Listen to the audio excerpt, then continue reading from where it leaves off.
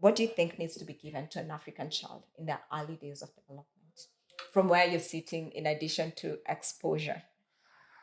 I think we have to just be very intentional about the kind of things we expose the younger generation to and have very brutal honesty and very honest conversations with them.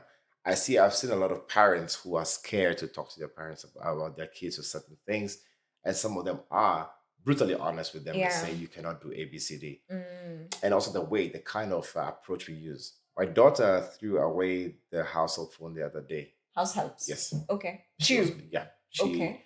she just got mad that she can't watch Coco Melon after a particular time. And instead of shouting at her, we was like, "No, come." We let her cry.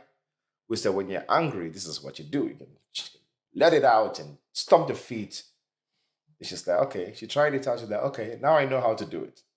And now we started and said, "We don't throw phones." You know what she did yesterday? She threw my other phone and they said, "Kekeli, don't throw the phone." She said, "But there's a carpet." It's what she told me. She said, "Daddy, there's a carpet, so it's not going to break." So she now knows the difference of where she can throw a phone and everything. She's like, "No, Daddy, here, there's a carpet."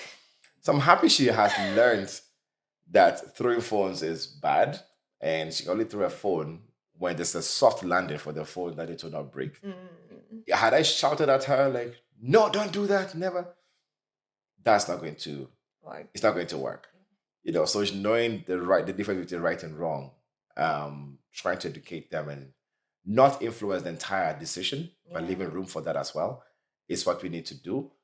I think we've come from a generation where we've been told if you don't do ABCD, you're going to get one, two, three, four. You're a Yeah. failure like this, and it's such words are really harsh. Yeah. So we need to make sure we understand communication skills, being honest, and being able to actually just take the things that are changing in our environment into consideration for the young